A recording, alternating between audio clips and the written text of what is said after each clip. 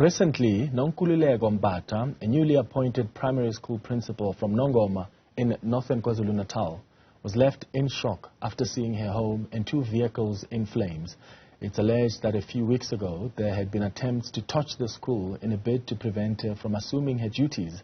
Let's bring in Nomarashiya Caluza, who's the KZN SADTU secretary. Nomarashiya, thanks for your time. Do we know what led to the house of the principal being touched? Thank you.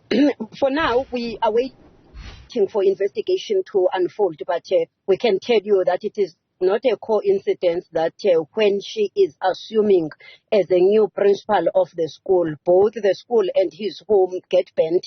So there is an association. We strongly believe that it is associated with what is happening in the school. Seemingly, some people are not happy, as they have not been happy all these years about her being in that school. Why are people not happy about her taking over this post? You know, there's always contestation, but I can tell you that there are a lot of issues in that school. We've been dealing with them with Comrade Nonkululeko Mbatha being there as a leader of the union. They've been discriminated, they've been victimized for a very long time.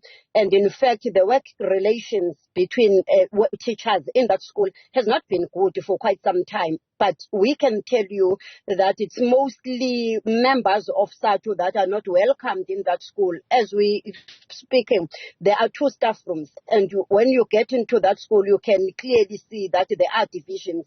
And lot of issues that they were raising, especially here as a leader of the union, also raising issues of the lack of resources and support for teaching and learning in the school because of how monies of the school were being used. And that is why we had also called for investigation to take place for the Department of Education to understand what is happening and for all of us so that the school can be supported. It's a primary school, and we expect learners to be always engaged in learning with their teachers focused instead of the infightings that we are seeing in that school. So are the infightings, do you think, between the teacher unions? I mean, you talk about there being 2 staff rooms. Do you have teachers who belong to SADTU who are in one and those who belong to another union being in another staff room?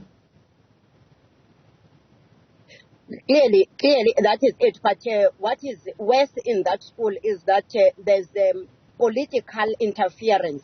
One political party that is protective of the wrongs that are taking place in that school. And whenever there are issues that are raised, you'll see the political leaders that is dominant in that area coming to that school to cause fear and to intimidate, especially our members. It's something that is known, and we've been raising even with the portfolio committee, both national and provincial, and the Department of Education. Mm-hmm. So let's talk about the process that saw this principal being appointed to this position. Were there organizations that objected to that process?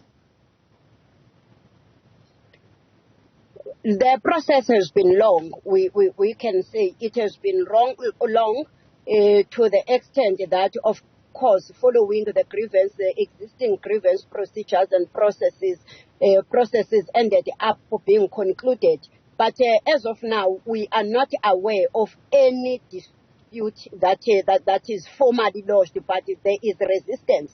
We say this because on the 18th of May, the circuit manager approached the acting principal, who will be retiring in few months to come, informing her that on the 1st of June, he will be coming to introduce the new principal who will be assuming. And the expectation for the acting principal was that they hand over to the new principal. But unfortunately, on the 1st of June, when this new principal was assuming, the deputy principal who was acting refused to hand over the finance books and all other documents, claiming that she was not ready. And we were all shocked because, remember, I said she was alerted on the 18th of May about the handover process. Yeah. So she refused, saying she was not ready to hand over. Instead, the building got burnt. Yeah.